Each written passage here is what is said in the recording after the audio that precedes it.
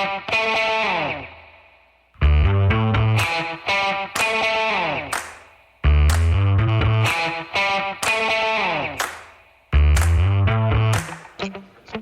folks. Welcome to another episode of Film Study. This is Ken McCusick, and we're back for part 2 of the discussion of the offense. And we have the great Sarah Ellison here again to talk football with. One of my absolutely favorite people in the whole world to talk football with.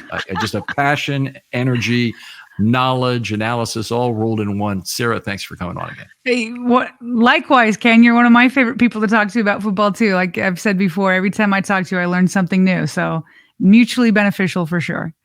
All right. Well, really appreciate it. We talked in the first episode. If you didn't listen to it, please go back and download it. It's a good episode. Lots of stuff. Sarah talked about some things she learned from JT O'Sullivan about Lamar's mechanics that I thought were really interesting, and mechanics that JT O'Sullivan claims degraded as the game went on. I haven't really had a chance to look at that, but it's a very interesting point about the game. We talked a little bit about the usage of Derrick Henry and whether or not we should draw significant portent, I would say, from what we saw in that first game in terms of Derrick Henry usage, whether that means sidecar pistol, number of carries, number of overall snaps, which he was below Justice Hill, all we talked about. And of course, we talked a lot about Lamar Jackson and a terrific game he had, not as much as a passer where he was right about average in terms of his passing relative to his opportunity set, but in terms of his scrambling, was really outstanding. And there's some good information, I think, in there about that, but really appreciate the discussion with you, Sarah. It's great. I'm particularly interested in our next discussion about the offensive line, because you said at the beginning of part 1 that, you know, you were pleasantly surprised by the offensive line. Whereas I feel like, myself included, we're all like, when's the change going to happen from Daniel Falele to Ben Cleveland? Like, I just want to know. So this might be a good opportunity to reverse this, where I get to interview you a little bit, because I'm very interested in your grades. I feel like your perspective might be more unique than what we've heard out there. So now I'm like, all right, well, let's see what Ken's got. I guess by the end of this, I want to see if you can change my mind on how I felt about the offensive line. All right, let's talk our way through this, and I think I probably have to caveat it with some general things about the offensive line. First of all, caveats. Here we go. Yeah, you're right. You can call it backpedaling if you want, but my grades will be out tomorrow. I haven't announced them yet, but they're here. I've gotten a sneak peek. I feel privileged here. Okay, but the offensive line allowed a sack, which is good. One. Is particularly in as many pass snaps as they had. They allowed one other quarterback hit, which is good. They had 30 yards in penalties, which is very bad, but that part at least, we hope it's correctable. Okay. Yes. And I think all 5 of them were either ticky-tack or correctable. All 5 penalties that occurred. Totally agree there. I'm less concerned about that. All right. And they allowed a fair amount of pressure, where this is where the real question comes in. And Lamar magically got them out of a lot of this pressure. In fact, we mentioned in the first episode, he ran them out of 7 total pressures in this game, which is a lot of negative points not realized. 7 out of 21 pressures. Let's just make sure we remember that. Go ahead. Fair enough. So a third of the pressures. And you would, by the way, you would expect any quarterback to run you out of some pressures. Yeah. But running out of a third of the total pressures is fairly remarkable in terms of an NFL game. Yeah. But I think also was outstanding is the Ravens offensive line provided a very solid ample time and space percentage overall. The caveat with that is that the Kansas City defense was extremely gassed in the fourth quarter. I don't know that they can replicate those conditions. In fact, Kansas City dropped off to rushing 3 on some plays in the fourth quarter. And that was part of what probably slowed down their pass rush at that point. Sorry, Ken. I clearly should have made an announcement in my house, because that was child. I've had 3 or 4 children walk in on here thinking they can just, walk in. They're not used to it on a Saturday night. We're now at 10 o'clock. So maybe we'll get 4 of 4 here tonight. I should have announced it to the house. What you're able to accomplish with having all the kids you have is just amazing. And I remember our first shows that we recorded together, you actually had to go to your car to record there. And on a laptop there, and I think we were concerned about battery life at some point, or maybe We it were was your phone. concerned about it, but at that time they were so much younger. Now I've got teenagers walking in. They were younger back then, and it was just loud, and there was no way to make sure that they would be quiet. So they were chilling in there with my husband or maybe my sister-in-law, something I can't remember, but yeah. And you know, as teenagers on Saturday, I let them stay up later because they always have to be in bed on a weekday by 9, but they get to stay up later on a Saturday night. So that's why they're walking in. Sorry, we're totally got sidetracked there. That's all right. So anyway, so the primary caveats are nice long game. So this was a game, you have 74 offensive snaps. You're able to putty over some deficiencies in terms of missed blocks, in terms of even some pressures. You can, if you only have 45 offensive snaps or 50 offensive snaps in a really short game, there's no hiding, some really bad plays and some penalties in particular. But in this game, there was an opportunity. And I'll say one thing, I changed the penalty system this year very slightly, but significantly. Okay. So in the past years, it's been -3 points per 5 yards of penalty straight across the board. And I've been soapboxing for years that penalties that are declinable are much more serious fouls. Unfortunately, all 5 of the Ravens penalties in this game were declinable. So I've changed the scoring to be -2 points per 5 yards plus an extra -1 point if it's declinable. So a false start under the new system is only -2, and an illegal formation, as we got in a lot of this game, is -3. And it is a more serious foul because it can be declined. The 5 yard penalty for a false start is 5 yards at the only. That's the only choice the defense have. They have no option with that. On a 5 yard penalty for illegal formation, they can take the turnover if they like. If you end up fumbling the football on that play, they can take a negative play if that's to their advantage. They can take it incomplete if that's to their advantage. Okay, all right. So we got a new system here. I like it. All right. Can we start? Why don't we start with the good? Why don't we start with Stanley? Because this one I agree with. This was like I'm not going to say 2019 Stanley, but certainly better. The best I've seen since 2019. Looked fresh. Looked like he could anchor. It looked like he could, stand his ground. Got like I felt good about Stanley. So are we on the same page? We're on the same page. Very athletic game for Ronnie Stanley. Aside from the 3 illegal formation fouls, for which I think the response was far too slow. And I blame most of that on Ronnie, but it might have been on an offensive line coach or somebody else, because Harbaugh is actually saying, get Ronnie to move up. Right. Tell Ronnie to move up. Okay. And you read his lips on the sideline doing that. But in any case, the point of emphasis we talked about in the first show, I don't want to redo that whole discussion. It was just garbage. The timing of it was horseshit. And the Ravens, I'm sorry about that, but the Ravens, had the first possession of the year and were really penalized for it. Where, if it had been the Chiefs, that would have been better for the Ravens. And Andy Reid said so. I think that, a lot of the things that went on, we don't need to go over all that again. Yeah. Other than that, Stanley allowed 3 partial pressures in this game. And remember, they threw the ball 42 times, so that's not the end of the world when he does that. 1 full, 2 halves, and that was his only other negative plays in the game. He was run out of 1 more pressure by Lamar. That's significant, so it really would have been 4 partial pressures, 2 full, 2 half. Okay. He had a good game in terms of mobility, which is something Stanley really lacked last year. Got to level 2, made blocks, 6 blocks in level 2, 2 out of 2 on pulls. Real nice to see that again as well. He had 2 nice highlight blocks. I think they were both just highlight combination blocks, if I recall correctly, but I've got to remember exactly what happened on these. There was one where he was blocking for Lamar out wide and he just took a guy out. Was that Lamar? Somebody out wide. If it's just a regular pull, it would just be a regular block. But these blocks he had were both combination blocks where he blocked Wharton at the line of scrimmage, and then 23, I think that's Drew Tranquil in level 2, or it might have been. Love it when they look for work down the field. Yeah. Yeah, it's just Stanley. That was what Stanley brought to the table early in his career, was this athleticism where he'd go 20 yards down the field to find a block. And those are the things when you have Lamar Jackson at quarterback, that can turn a 10-yard gain into a or the running backs the Ravens had, turn a 10-yard gain into a 30-yard gain by taking a corner out of the play.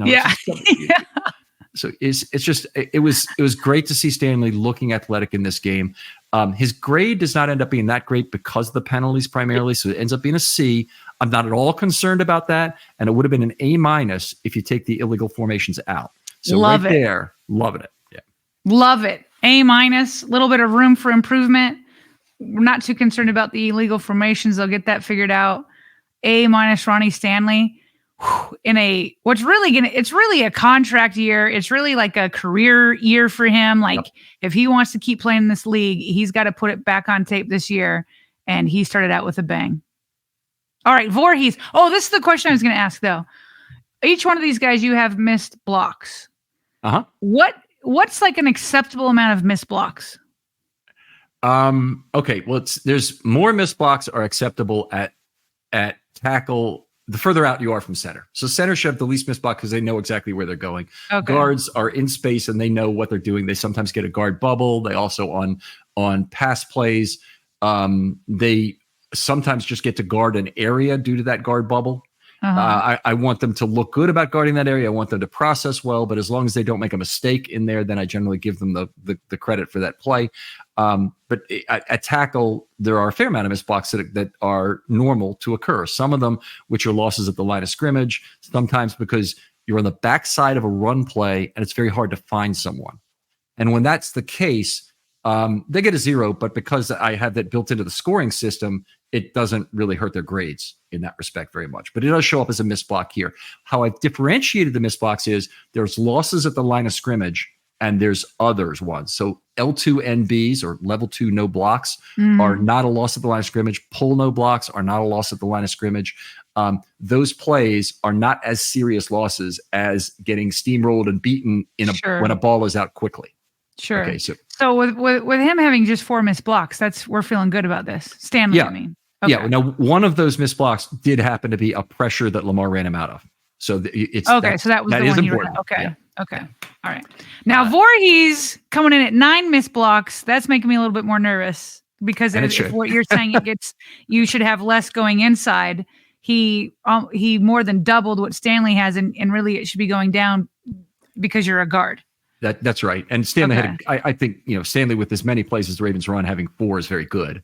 But yes. I would have, 5 to 6 would have been good for Voorhees, and he had 9, which is high. Other elements of his game were quite good. So we just came off of a preseason where we watched Voorhees get destroyed as he passed. It was kind of surprising. Yeah, it was. Yeah. And in this game, he allowed half a quarterback hit. That was his only negative event. He was run out of 2 more pressures by Lamar. So there were 4 losses at the line of scrimmage. 2 of those were times where he's run out of pressure by Lamar. But the half quarterback hit when he's beaten outside by Wharton, and he shared that with not Rosengard, McCary on the other side on a play. It's just of the things that can go wrong in a game. If you'd have told me this game we would get out of Voorhees, I would have signed for it in blood right away. If you started talking about what percentage of my soul do you need for this, we actually got a game that has this concept in it, because a game called Deal with the Devil that's out there where you trade away a third of your soul at a time. This is one of these things where I would have been signing in blood for the thing. Yeah. But anyway, you thought. Go ahead. I'll continue. Yeah. So as a run blocker, I thought he was quite good. He did have some misses. He, among the 9 misses, he had some level 2 no blocks. He only made 3 out of 7 pulls, which is a little bit of a disappointment. So he needs to get the dance steps to that down. But if you're going to miss, go ahead and miss on a pull. Don't miss on a combination block or on a pass block. Even more importantly, where you get overwhelmed and Lamar either has to get you out of trouble or it's going to be a pressure. Totally. I feel like there was one, maybe it was one of the 3 of the 7. I felt like he and Linderbaum pulled together, and it looked like they did. I can't remember what play it was, but I feel like Lamar was behind them, and it looked like they pulled well together. Yes, absolutely. So second to last play of the first drive. And by the way, that's it. It was the one up the gut, and Lamar had his hand on Linderbaum, but Voorhees was there too, right? Like you're polling.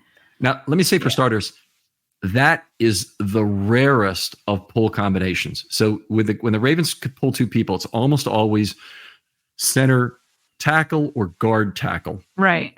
Pull together. You never pull guard center. It's like pulling. It'd be like deciding you want to open your bite for your mouth and pulling your front two and bottom two teeth in your mouth.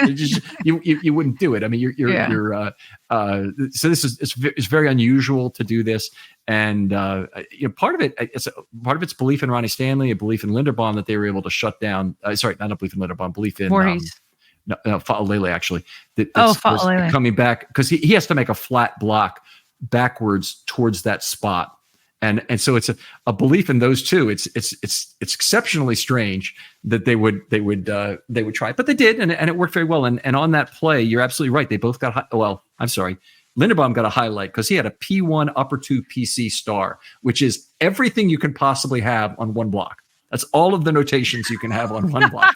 and Voorhees had a P1 upper 2, so good block for him as well. Yeah. So Voorhees got a B. Voorhees got a B for the game, and that's what you're signing up for with blood. Blood. I'm digging that deal. If he could give me that for the entire season, even with Lamar running him out of 2 pressures, I'm all for it. And by the way, me too. By the way, yeah, the fact that his name wasn't really called, yes, loved it. Like I didn't notice Voorhees at all. Yeah, that's great. That's what I want with the offensive line. Yeah, and he's shown some of the things as a run blocker in the preseason that there's technique there that they can probably build on and make something out of. But I'm it's fantastic that he can go an entire game and not have the kind of pass blocking mistakes he had in the preseason, because he was getting beat left and right in that preseason. And I really wonder why. I mean, here we are. It's his first NFL start, essentially a rookie, on the road in Arrowhead. Mm-hmm. This is your first assignment, and you come out with a B? It's fantastic. But doesn't it beg the question? Chris Jones is looking for the matchup thing, and obviously he found his little girl. Yeah, he wanted to beat up. Like I want to be on the right. Yeah. Yes. But he could have very easily gone over and taken on Voorhees play after play, and it would have been a very different story, I think, for Voorhees for the game if he was in there the whole time. So anyway, Voorhees lost his entire adjustment for the 2 Lamar run him out of pressures things, and he still got a B, a 0.84 raw score for the game. So it's at the bottom end of the B, by the way, but still signing in blood. Give me that for the entire season. I'm in now. Love it. Okay. Linderbaum, who's the guy that you just feel great about anyway. Let's run through him. What do you got with him? So lots of highlights in this game. Linderbaum had 5 highlight blocks in this game, which is that will only happen maybe 2 times the entire season for the entire offensive line. So outstanding from that game. That's so the 85 games I'll score during the year. I'd expect maybe 2 to have 5 highlights in them. It gave up 2.5 pressures, and the highlights did not really match up with his overall grade for me. And I can understand why, given some of the other things that went wrong. So he gave up 2.5 pressures. Lamar did not help him out in any way. Lamar didn't run him out of a pressure in this game. The offensive holding that he had is a negative 5-point play. It wiped out a 29-yard run. It was complete ticky-tack. I didn't think it was a good call at all. Yeah. But it is what it is. So what I always do in this situation is I'm going to provide you with a score, and I'm also going to provide you with what the score was if the penalty didn't exist. Right. And it was a C+ with the penalty, and it's an A- without the ticky-tack hold. So I think those penalties hurt. Yep, they hurt a lot. So I want to talk to you about that just for a moment. And I'm going to spend 50 seconds soapboxing on this, because this is an important thing. Penalties, I have a really high weight on them. PFF has an extraordinarily significant underweight on them. So basically, Linderbaum can make up for 1 holding call with 2 decent run blocks. That's all he has to do to make up for a holding call in PFF system. It's a -1 on their underlying -2 to +2 scale. And a good run block would be +0.5, and it could be even more than that, but +0.5 would certainly be possible. Those are in no way weighted properly and in a relative sense. And the way I would prove that to you is to say, let's say you have 2 potential outcomes for a play. One is a holding call on an offensive lineman. And that is, if it happens on first down, it's approximately the equivalent of a 4-yard loss or a 4-yard sack in terms of its relative cost to the team, in terms of their percentage chance to have a series success on that and not get the drive stalled. The other alternatives, you have a play that has the same EPA, whatever metric you want to use, that's a running play. Okay. And so maybe it's a 12 or 13 yard run play would be the opposite in terms of EPA, if you want to think about it in terms of cost. Now, on that run play, let's talk about this for a second. Who's responsible for that run play, and how are you going to divide out the credit for it? Well, Derrick Henry runs for 13 yards. He wants a share of the credit. He's got his hand up. Lamar Jackson says, "You're nothing without me." I'm responsible for a third of that. In fact, I get 33% of all rushing credit for this entire team. And he probably is not wrong, by the way. Right. The offensive lineman made some blocks. Patrick Ricard is out leading there and say, certainly you didn't pay me $40 million a year for nothing. I got the block for that. So anyway, the point is that you got 5, 6, 7 players who may all have a contribution to that positive that's very significant. Sure. And so you can't overcredit any particular. And then look at the other side. Whereas on the negative play, it's definitely just one guy. Yeah. So, Yeah. So anyway, that's the point. I'm sorry, it did take more than 50 seconds, didn't it? No. Listen, I've been on a soapbox once or twice in my life, so I'm always willing to give it to others also. But yeah, listen, I'm not against you putting more weight on it. I don't have my own grading system. This is why I always enjoy just listening to you with a grading system, because I'm more what you say. I'm more the person that, like, if something stands out, then that hits more of a narrative of the game, because I'm not going through and grading every single one. I don't want to hear about you. I don't want to know about you. I don't want to hear about offensive linemen. If I know about you, you had a bad game. That's more what most people do. So that's why I like going through this with you. But that holding call, I feel like could be called on, I don't know, a third to a half of plays. I mean, I don't know. It's just why they picked that one. I think the guy kind of like flipped a little bit and, put his hand up and like, so that I don't know if they give it to him. Yeah. He did. He begged for it and he put body language in to do that. So, and the Chiefs are good at that. Chiefs are good at knowing right where the line is. They're good at knowing how to play the referee game for sure. Travis Kelce might be the best at it. Did you see that cheap shot he had on Roquan, by the way, at the end of Xavier Worthy? Xavier Worthy, the one where he ran it in. Oh, Travis Kelce hit. Oh yeah. Somebody tweeted it. It's out there. I can send you the link. But anyway, they're very good at knowing where the line is. And that's what happened there. And I thought Linderbaum just got caught up in it. So your A- grade, because I was so ticked off at the refs on that one, A- like screams to me that's correct. Now, if it was just like a dumb, and you have to grade it the same either way, whether it was a good call or a bad call, you have to grade it the same way.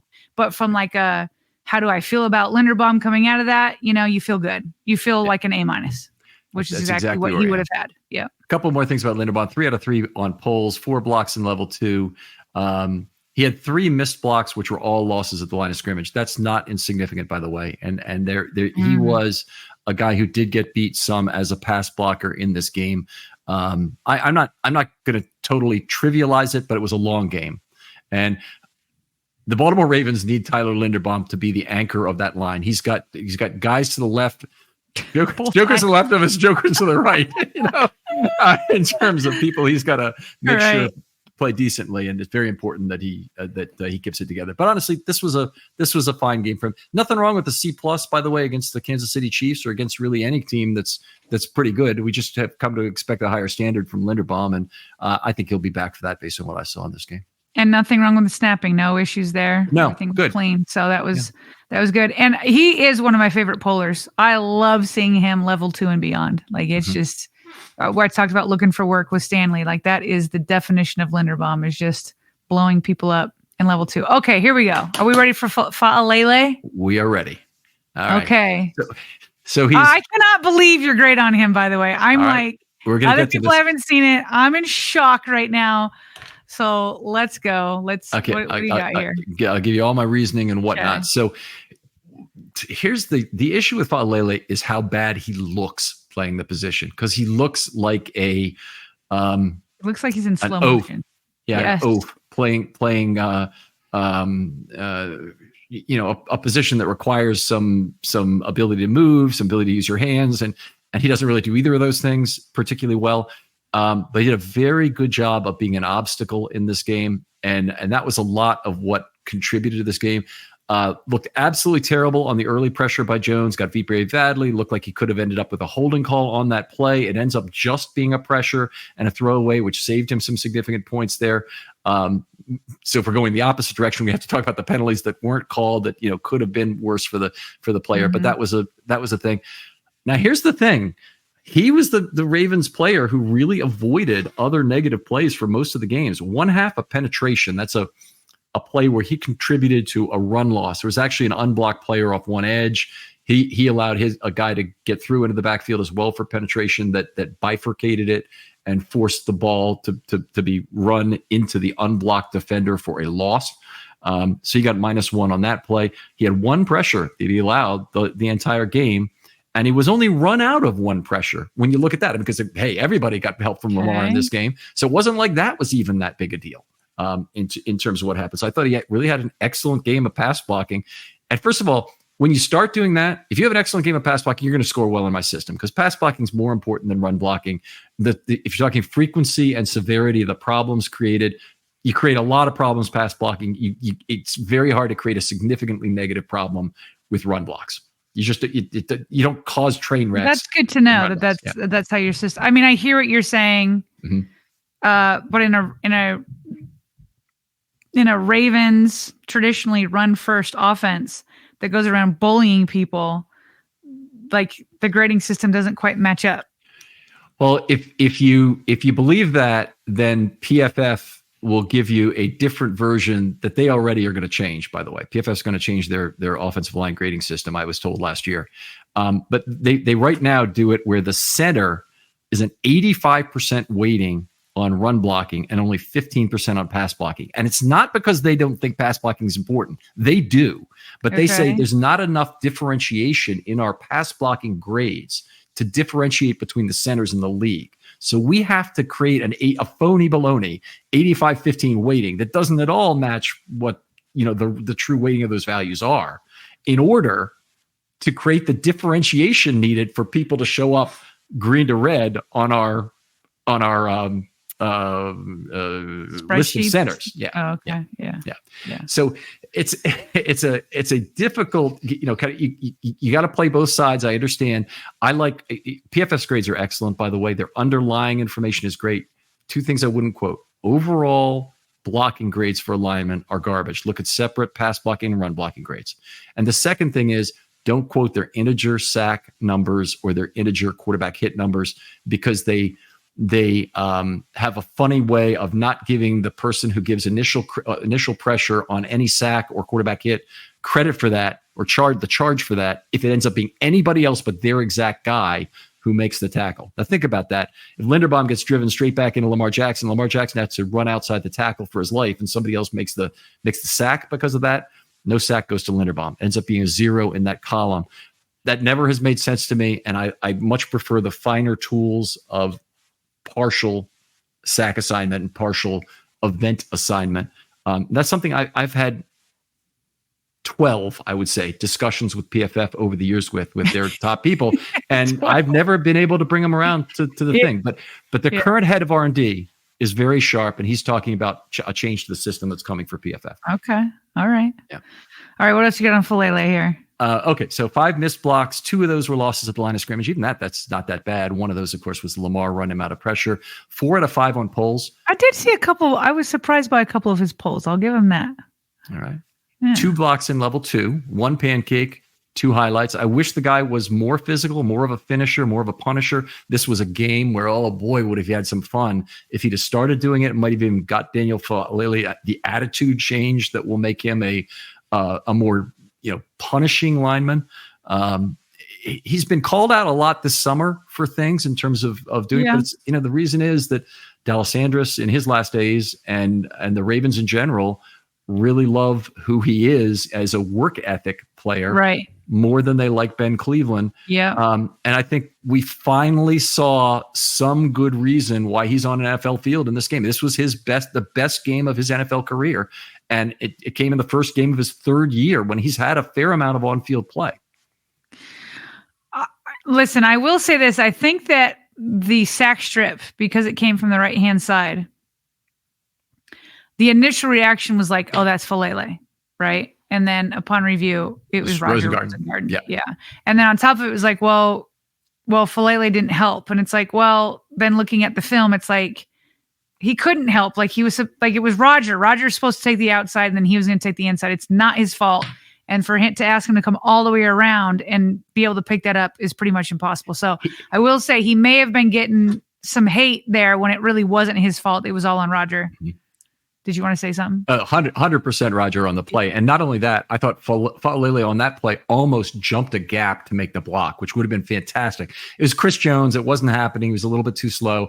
But whenever I see that, that's one of the biggest reasons for a highlight block when it occurs. And it's something you trumpet about in the paragraphs that I write, is a player jumping a gap to make a block like that, which was what it would have been. He tried. He did not get there in time.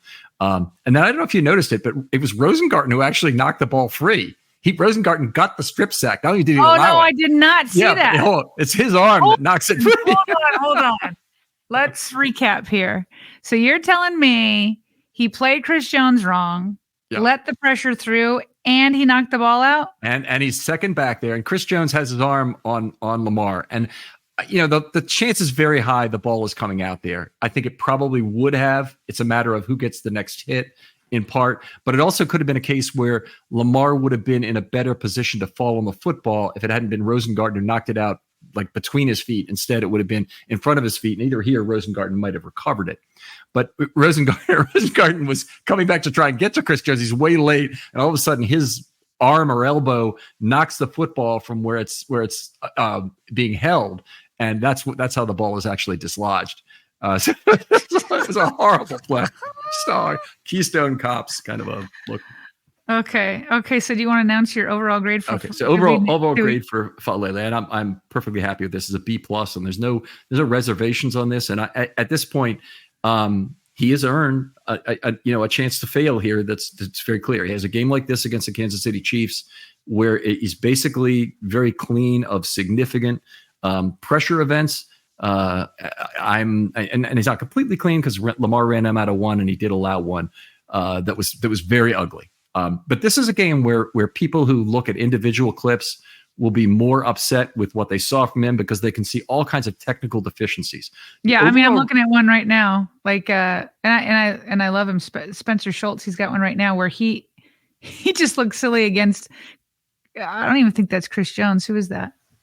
Who's 74 on Chiefs? But 74. I'll look it up. Is that 74 or 54? 54 is Chanel. Okay. So Chanel just puts a move on him that makes him look silly. And then luckily, Justice Hill is there to help. And that's Lamar. That's where Lamar flicks it, but I can't see who he's throwing it to. But he's off platform.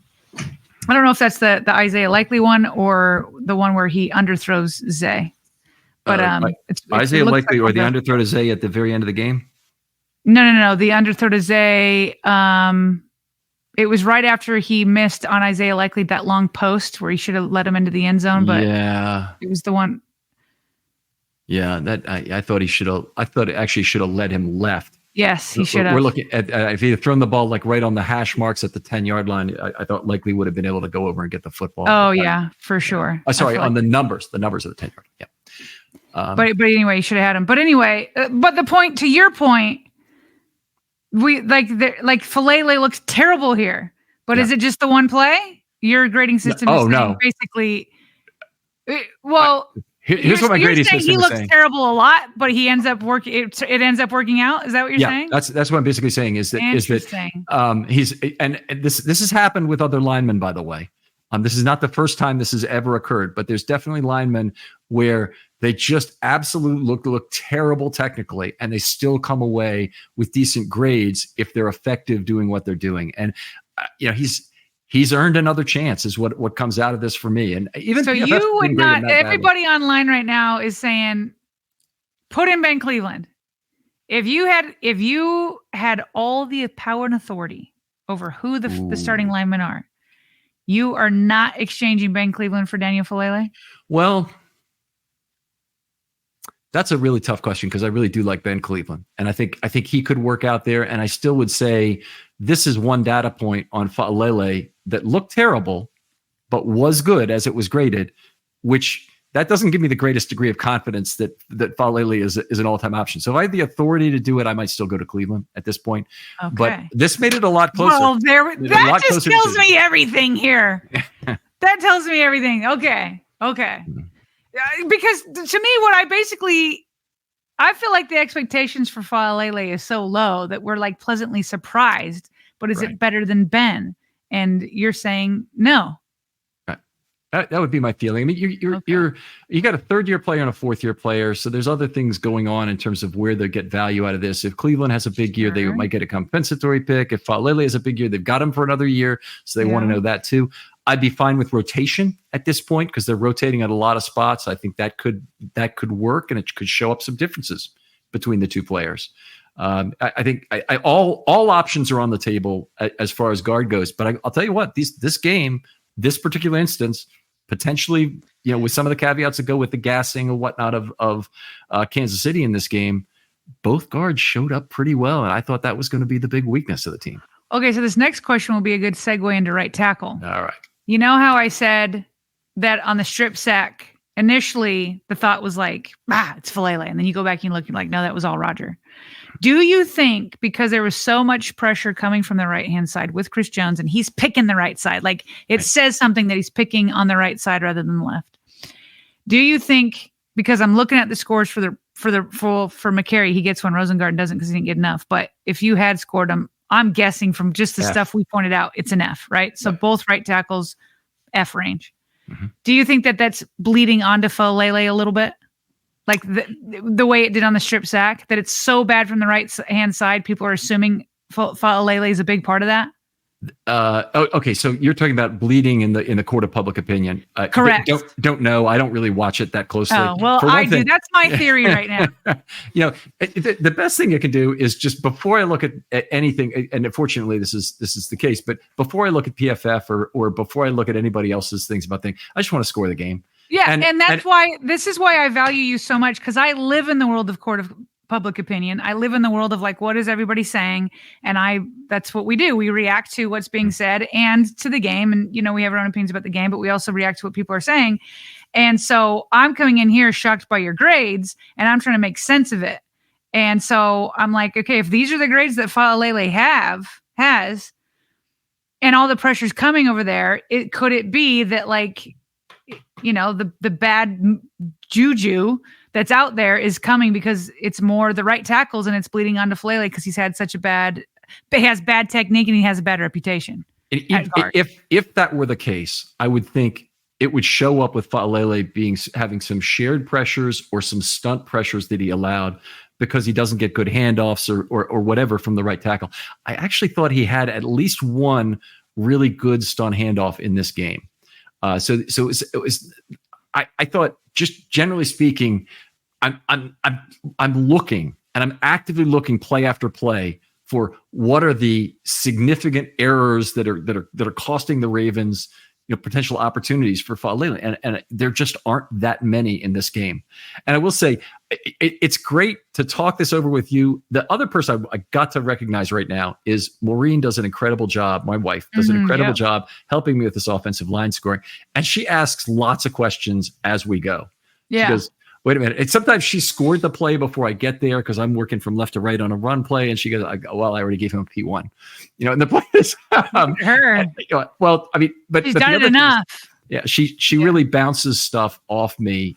She asks additional questions as we're going through this that can be very illuminating. And I appreciate her effort on this so much. And we're redoing something in our house. I just got to say this.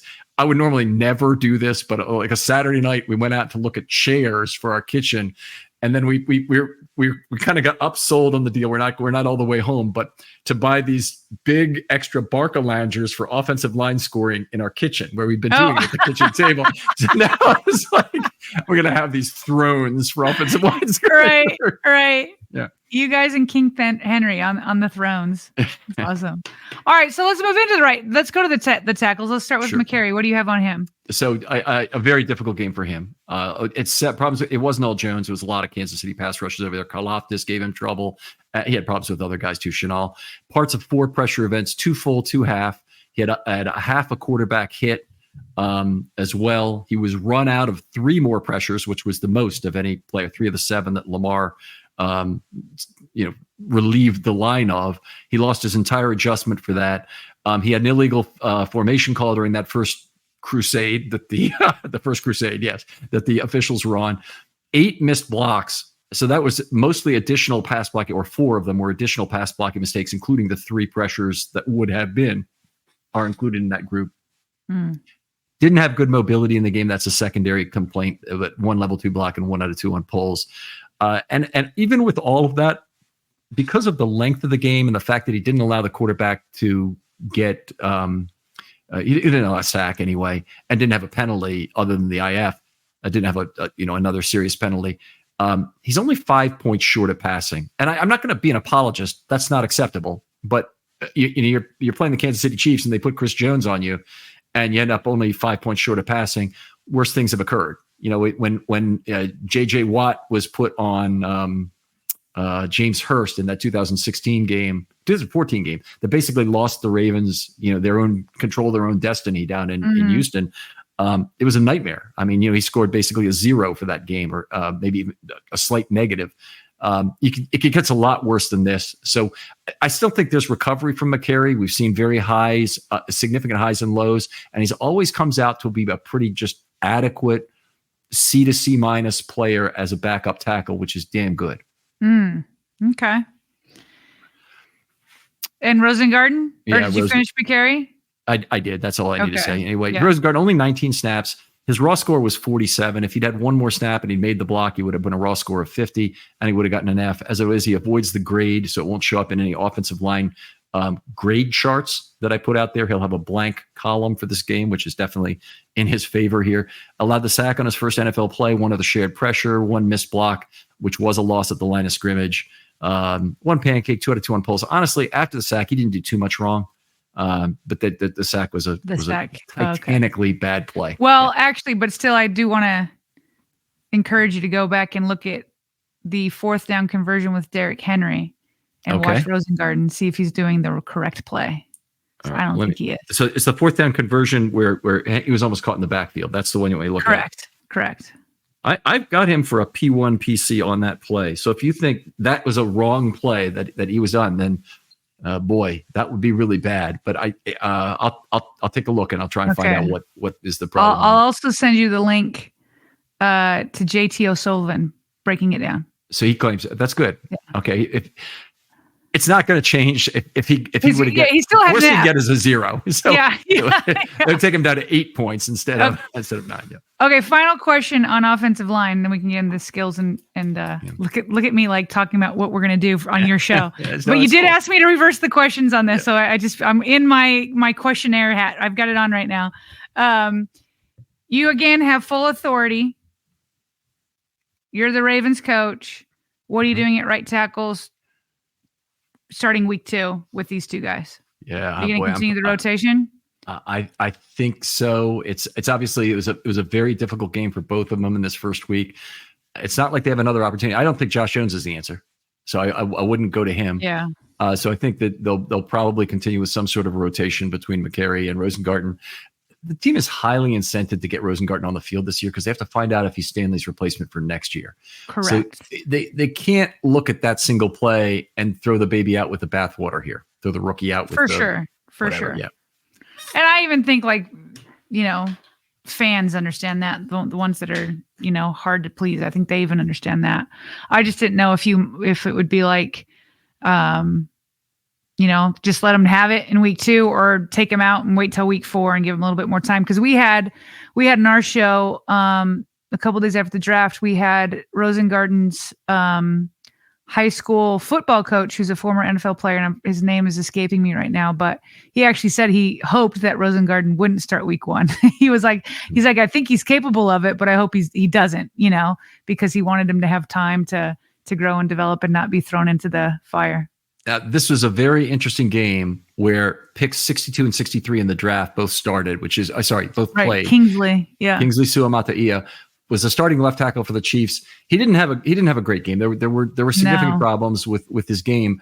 But that said, he's the starting left tackle for the Super Bowl champs in his first week, and the Chiefs reportedly got their guy. I've heard all kinds of conflicting crapola about them wanting. I'll just tell you, Rosengarten's, who was in the room with him on draft night, definitely implied that they were trying to get him. He wouldn't come out and say it, but that's easily what we took away, that the Chiefs were trying to get in with Suamataia? No, the Chiefs were trying to trade up to get Rosengarten, but the Ravens had a hunch about that, and we're like, no, we're sticking with our guy. Okay, well, it's interesting. So I know there's conflicting reports, but I'm just telling you, his high school coach, who was in the room with him when it was all going down, led us to believe that on our show. Okay, well, first of all, it could be true. Could be that all the reports are wrong. In either case, it's a challenge selection here because the Chiefs had a chance to move in front, pay extra draft capital to get the guy that they so much more wanted in Rosengarten. If that's truly the case, what I think is probably happening is that the Chiefs would have been talking to Rosengarten or Rosengarten's agent potentially. There wouldn't be really reason to predict, but there could be calls going around on draft night indicating interest that aren't really legitimate. They're just, hey, calm him down. If we happen to end up getting him, I want him to be happy with the fact that he's in Kansas City, and he comes in with a positive attitude. And so it's not whatever might have been going along. No team should be tipping their pick ahead of time to let Rosengarten know that they want to pick him at number 62. No, I don't think they were tipping it, but I do remember Eric DeCosta saying he had offers for him while he was on the clock, and they decided to stand pat. And I think putting together comments from EDC and I'm trying to think who else there was, but it's pretty clear in my mind Chiefs were trying to come up to get Rosengarten. Okay. I'm not even like, it's pretty, I'm pretty sure that's what they were trying to do. All right. Yeah. All right. Well, fair enough. I trust your sources and your judgment in terms of interpreting that, because it's one of the things you'll always find in what Sarah does, beyond all the passion, the analysis and whatnot, is she can really dig into what's ironic a lot of times about situations, which I thought that you guys should have that show. You should have that show. You should be like picking on that. The one I'd like to do, but I'm afraid to do, is a reading between the lines show where you pick apart interviews and turn the coach speak into what they really mean. Oh yeah, I think that would be a lot of fun. Yeah. We don't have an official segment called that, but we do that all the time. Yes. Yeah. All right. How about we talk about the skill position players? That'd be great. And I am sorry we've in some ways you've been letting me do a lot of the talking here, but please start off with the skill position player you'd like to talk about. Sure. Yeah. I think it's obvious that you got to start with Isaiah Likely. I'm not going to go there yet, but I think he could very much overtake Mark Andrews as tight end 1. Now I'm not going to go there quite yet because I feel like the Chiefs showed Andrews the respect by constantly either double or triple teaming him. They have Travis Kelce on their side, and they clearly decided that they were not going to let Mark Andrews win a game for them. And it's funny because I tweeted this. Ed Reed went on the Up and Adams show, and he said that Patrick Mahomes has weaknesses and they're not all that hard to find. And she's like, really? Well, what are they? And he's like, well, he obviously likes to go. He has his favorite targets. And he's like, I would be all over those targets. And if you're going to win that game going to that target, you're going to have to get through me first. And that was kind of like his mentality. Of course, this tweet, by the way, goes off. I think it's almost up to like 9 million views right now. Like it's still going. And I put this up before the game on Friday, and today there's just nonstop comments coming. I have to mute it. It's just out of control on my Twitter. But of course, Chiefs fans are like laughing at it. And of course, Ed Reed is the guy who Tom Brady, the GOAT, put on his wristband, find number 20 on every single play. Okay, so there's no doubt that if Ed Reed were still playing, he could probably exploit some of his weaknesses as he did with Peyton Manning and Tom Brady. But the Ravens don't have an Ed Reed right now, so that's kind of the problem. Point being, bringing it back to the tight ends, it's very clear that the Chiefs showed respect to Mark Andrews and weren't going to let him win the game. And so I'm not ready to go there yet. But Isaiah Likely is so unbelievably good at so much. I watched him, I mean, from the trust he's developed with Lamar to go to see him twice in the end zone where the game was on the line. They didn't connect, obviously, but I mean, Isaiah was there to make the play twice in a row. The toe. Then the 49-yard where he, with how big he is, to be able to, the body control that he had to, get out of tackles and then at the last minute do a Lamar Jackson and then stop dead in his tracks and let a defender go by and then walk into the end zone at his size is absurd. The leaping ability, the body control in the air, or whether he's running, the blocking, by the way, let's not forget the blocking when he floored Karlaftis while Lamar was running. Yep. And I mean, he's just this all around guy. He can do what Mark does. He can go in the slot. He can be in line. He can, like I said, block. I mean, he just is this all around guy, and he's younger and he's not coming off of an injury. And so point being, I think he could emerge as tight end 1. And whether he does or not, to have these 2 tight ends, maybe he had all the success because the Chiefs were on Mark. And maybe maybe the Raiders are like, we're not letting that guy go. And then all of a sudden Mark gets one-on-ones again. So we're going to wait and to see how this develops. But Isaiah Likely is absolutely insane. And I'm so absolutely happy that Lamar Jackson has him. Right. Well, a couple of things out of this. First of all, the second half of last year, Isaiah Likely was not protected by Mark Andrews and went off like almost no Ravens tight end in history has ever gone off. And if you look at the total tight end production last year, which is half a season of Andrews and half a season of Likely, or a little bit more maybe in each case than that, but the 3 tight ends combined, Lamar had a passer rating throwing to them of over 140 for the year with 12 touchdowns and no interceptions. 12 touchdowns and 0 interceptions. And that had been a big problem earlier, was that Lamar was throwing a lot of interceptions where Andrews was his bailout receiver, but they spread it around. Lamar, one of his big improvements in 23 was having a lot of different bailout receivers. The problem was they went from 195 tight end targets in 2022 to 110 in 2023. So now we've got the problem of, I'm getting great production out of those guys. Why aren't I throwing to them more? And the problem is that the targets on the margin are not as good. And so that was part of what we're seeing. I think we're going to see 150 plus targets to the tight end. We might see 180 again to the tight ends this year, because that is where the real juice is in the offense. And there's nowhere else really for Odell Beckham's targets to go other than the tight end. Aguilar won't probably have the same number of targets either. Right. So there's really nowhere else for this. And by the way, that's also hurting Bateman. Like, everybody kept talking about a breakout year for him. And I'm just like, it's not going to happen when you have these 2 tight ends and Zay and then Derrick Henry. Like, it's just too many. It's not going to happen. But if Bateman can keep doing what he did on that final drive, that was an absolutely incredible catch. Incredible catch. Well done by Bateman.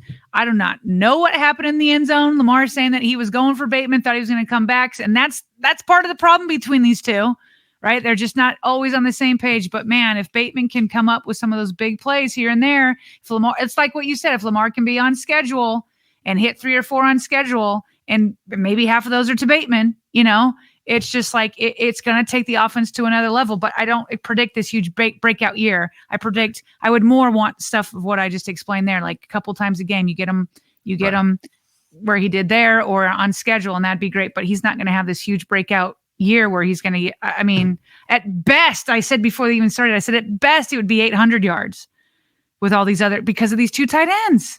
Yeah. I hate to even put it in terms of yardage. I just want an efficient season. I want 8.5 to 9 yards per target. I want Lamar to hit him on some good throws. And I basically want to put the fear of on schedule throws in opposing defensive coordinators' minds by having 4 of them you throw per game. And they don't all have to be Bateman, but it'd be nice if 2 or 3 of them to Bateman, because that's where a lot of the value is. That's where a lot of the opportunity is for a quick on schedule thing, and it'll allow Bateman to develop more a complementary set of routes he can run. So you mentioned Derek Mason in the first episode. By the way, worth going back and listening to that, what the comments she had about Derek Mason in that. But Derek Mason was real successful with the Ravens because he had two complementary routes that were among his favorite. One is the 10-yard comeback on the outside where Flacco knew exactly where he was going to be, and he threw the ball with enough mustard on it to throw it through a brick wall a lot of times. But Mason would be turning and right back into the ball to catch it. But he also had a go route that would go with that. And that meant that at the top of the route, that cornerback has to be very careful. He can't really play entirely for the back shoulder and come downhill, and he has to respect the fact that he'll go deep. And they still were able to do it a fair amount. And so I think Bateman needs that. If he's going to really take the huge step forward, he needs complementary routes where Jackson clearly shows the willingness to throw it to him on the comeback to magnify his wiggle from some nice stop and go that'll create some post and some sluggos and some other good routes that'll really increase his yardage. Yeah. Well, now we hit on Likely and Bateman. Yeah, Who there else you go. got? So Bateman was my guy. You go to who's your next guy? Oh, let's see here. We talked quite a bit about Derrick Henry already. I'll go with Zay Flowers. First of all, I loved that one block he had. I loved the play action pass to him in the first, I think it was on the first drive. I do like, it's funny, I was talking to my husband the other day and he's like, you know what the Ravens need to throw out? Can we just throw out the screen to Zay Flowers? I want that out of the playbook. And I was Absolutely. I was like, yes and no, because it would the whole point of it, people were calling for screens when they couldn't beat the pressure in the AFC Championship game. And Lamar really, in the first quarter, I think had how many air yards? It was constantly being thrown behind the line of scrimmage. And it was the short stuff because they were trying to beat all the pressure that Spags was sending again. And so you needed that with Zay. You had the screen, you could do a quarterback draw. If we're good at it, you could do a quick slant and then quickly get it off to a Bateman or whatever. But anyway, I don't want to completely get rid of the screen, but it felt like way too much. It felt like way too. That's crazy. That's more my memory of Zay is just these quick whatever. And I just imagine again, somebody made a comment on Twitter the other day. Hey, don't be upset that the Ravens didn't, draft Xavier Worthy, because they wouldn't employ him the way you just saw Andy Reid do it. They would do what we're doing with Zay, And so I like that Zay had these screens. I'm here for it, but not 6 times in a game. I feel like Zay can be an all-around wide receiver one, even with his size. Obviously, it would be different from many of the bigger wide receiver ones, the X receivers that can go up and, but I think that Zay is capable of so much that I just want to see them open it up a little bit more. Now, again, if Lamar doesn't have the time, which apparently, according to you, he had plenty of ATS. But if you can't let these plays develop, then you're not able to see the full measure of Zay. I felt like I saw more of the full measure of Zay in the AFC Championship game than I did in this Week 1 rematch. And so I just want to see him used more all around as the full wide receiver one that I think he can be.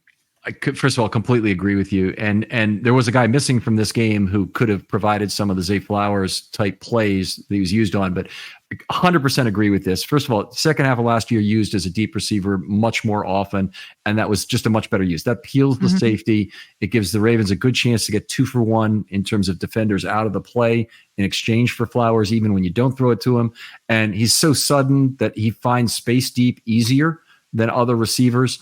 It doesn't matter that he's not a super polished route runner. You just can't keep up with him in terms of how he can break. And because of that, also, just because of his speed, they need to be so careful in terms of maintaining distance and whatnot. That creates additional separation. He drew a couple flags, right? DPA or holdings. They couldn't keep up with him. They were like, I'm just going to hold on to you for a minute. They did have a DPI on 23 that was on Flowers. Yes, that was on Flowers. Yeah.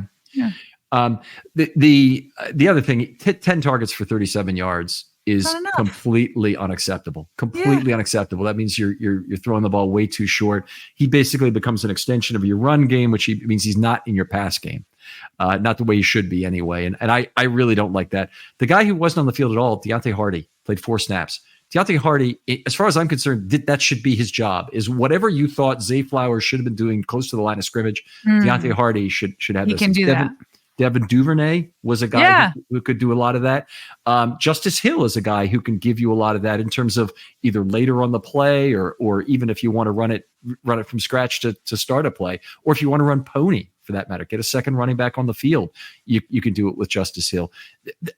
Just using Flowers for that is such an unbelievable waste. Yes. I'm really upset by it. Okay. We're on the same page here. Okay. Who else here? You just hit on Hardy. We've talked about Henry. I thought Aguilar, a little bit disappointing that he got only one target in 30 snaps. It looked like Lamar was upset with him on one particular play. I think he expected Aguilar to go somewhere else on the play. It might have been a block, but I thought he had maybe expected him to, and it was one of these ones where I thought Lamar had rolled out and it was a possibility of throwing a pass or taking off. And I thought Aguilar, he expected Aguilar to do something different on that play. Yeah. By the way, speaking of Aguilar, a lot of seen some back and forth on this. On the fourth down call that the Ravens did not convert and they were hiding Zay Flowers. Mm-hmm.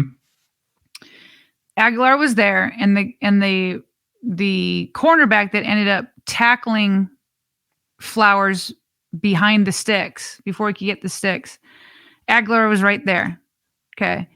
Now, I don't know if it was designed or if Aguilar just didn't do it, but that cornerback clearly should have been. I think they for sure could have converted if that corner had been blocked. Mm-hmm. Do you feel like it was by design, or do you feel like Aguilar just didn't do it? Yeah, I don't have a strong feeling about that, and okay. I think we're talking about the same play because it was. There's only one 4th and 3. Yeah, there's only one where he's hiding behind the hut. Yes. Right. So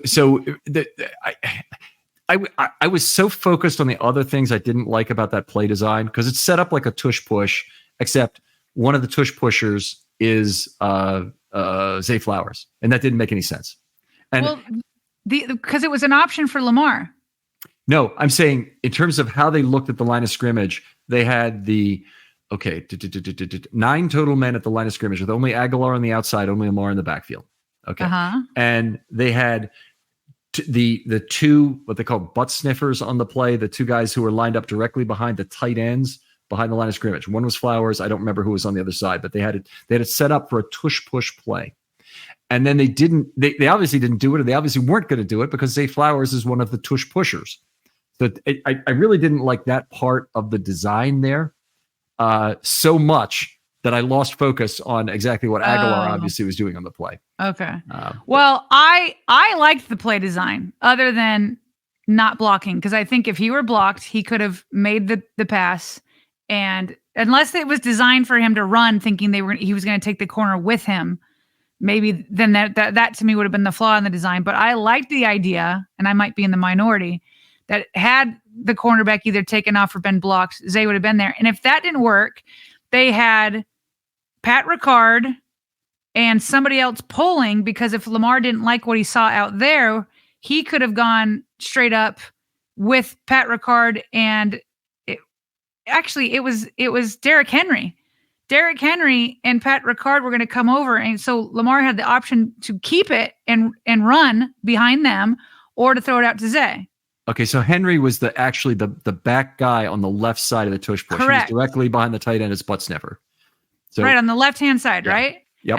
And he pulls with Patrick Ricard for an option for Lamar to run the counter, correct? Or pitch, I suppose. I have to look at the play again, okay. honestly, to look at what the options were on that play. I liked it. I just wanted the cornerback either blocked or Lamar to keep it and run behind him. But I like the idea of it personally. All right. That's a good one. Who? Anybody else we haven't talked about? Obviously, not a big game for Deontay Hardy. We mentioned not a big game for Charlie Kolar, who only got 8 snaps. I keep coming back to this and saying the tight end room is about to explode in terms of who wants the snaps here, because they're going to want to play a lot more 12 personnel. I don't think we're going to see this another game where we see only 1.74 heavies per play. I think we're going to be back up to right around 2. For the rest of the season, or very close to it, because there's just too much talent in that realm to not get them on the field. Agreed. agreed. It's a phenomenal room. Let me see if we have a mailbag question we can get to. That would be a good one here. Okay, well, here's Jay-Sue, and I think we have a good answer for this question. Says, why didn't we stick with the run and get King Henry going like both teams did? There were new RBs yesterday. Yeah, I think we kind of in part one answered that. I just felt like the game situation dictated that quite a bit, being behind it in both the second and fourth quarter. And then I feel like they clearly made a decision to have Justice Hill in there for more passing plays than Derek. And I think that they were leaning quite a bit on Lamar becoming the running back. I think Lamar was ready to just run because he didn't do it in the AFC Championship game, and they criticized him for that, and he was clearly ready. So it'll be very interesting if they change that going forward. But definitely, if the Ravens are in the lead, which I think they can be with many other teams, we'll see a lot more of Derrick Henry and a lot more Patrick Ricard at the same time, because those two will be like hand in glove, and hopefully we'll see more of both. I got one more question out here. Says Angelove85. Now, this is a guy who gives us some great questions regularly. Offensive show, correct? I'm sure this will be addressed, but do you believe Ben Cleveland will make a difference on our right side? Until it's addressed, team will continue to expose us. I think we kind of hit on this, but yes, but I do have a follow-up question with that, which I forgot to ask. We talked about the grading system of you not grading as much for the run game, or you put more weight on the pass blocking. Let me explain that. Let me explain that really quick. That the pass blocking negative events are much more severe in terms of train wrecking your score. Sure. On a run play, the worst you can get is a -2. You get a -2 for a pressure, a -3 for a quarterback hit, a -6 for a sack. The other way you can really screw yourself on a run play, the primary way, is with a holding penalty. That's a -6.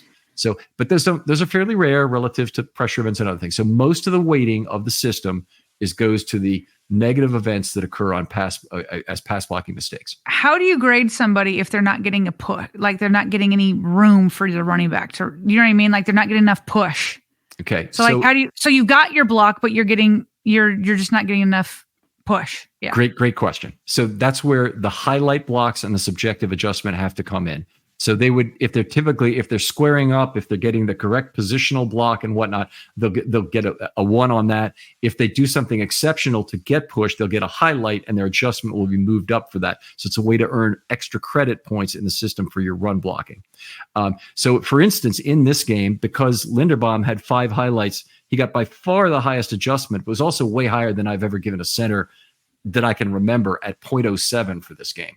So that's where you would get back points for exceptional run blocking, is through that subjective adjustment there. But otherwise, typically you're going to be getting a 1 or a 0 on every play, and then it would have to come through me going through, looking at polls, looking at level 2s, looking at PCs, looking at your highlight blocks, and adding subjective adjustment points via that. And by the way, that does end up being pretty significant, particularly at center. Okay, so thank you for answering that. Remind me of what the mailbag question is. Sorry about that. He reminded me what I was going to ask you earlier. Offensive show. He says, do you believe Ben Cleveland will make a difference on the right side until it's addressed continues to expose? Yeah, so that's where I think Cleveland can make a difference. I think he could open up the run game more than Fa'alele, and I'm not so sure that the pass blocking would drop off too much. Okay, and I guess I'll ask another question. Do you want Ben Cleveland at right tackle or at right guard? Right guard. Okay, because right now I'm not sure he wouldn't be a better right tackle, honestly. But it's he's played a little bit of right tackle. I'm just trying to be a funny guy here, honestly. Yeah, but because it doesn't solve the right tackle problem. I get it, but I guess with the right tackle problem, I'm just banking on the fact that Rosengarten will get better. Rosengarten and hopefully McCary will play up to his normal level as well. I would agree with that, and I it's one extra data point for Fa'alele. Fa'alele ended last season strong in terms of 94 snaps, as if that's a really big telling amount. 94 snaps of good play at tackle. When I say good play, it was at a C level when his career raw score had been 0.46. I think it was 0.71 over those last 4 games, 94 snaps. So huge difference in terms of his level of play. Now, obviously, moving to guard is a big change. This summer, it wasn't pretty. Okay. And then he goes into this game. It's still not pretty, but at least the score is good. All I can really look at is say it's an extra data point. And you asked me the Ben Cleveland question earlier. I think I'd still slightly lean to Ben Cleveland, but I'm perfectly happy if they decide with a rotation as well. All right. There we go. Always great talking football with you. Thanks you for the mailbag questions. Great stuff, guys. Sarah, thanks again for spending now 2 hours and 15 minutes talking football. It always feels like it's about 30 when we do this, but I really enjoy it.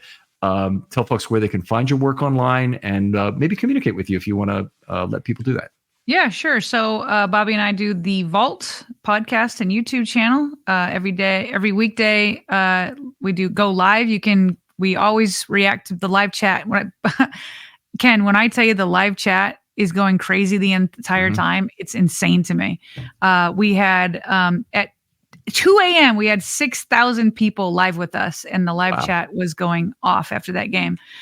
So yeah, join us there. And then we also do post-game live. And then you can get me at Twitter at SG Ellison. I try to be somewhat responsive, at least if you're not trolling. I try to answer questions. It's been a little bit crazy lately, but you can also email us to put questions into the show at BaltimoreRavensVault@gmail.com. All right. Outstanding. Other folks out there, if you'd like to be on a film study short, hit me up. DMs are always open.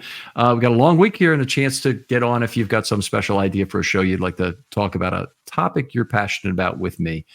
Sarah, thanks again for coming on. Thank you so much for having me, Ken. And we'll talk to you next time on Film Study.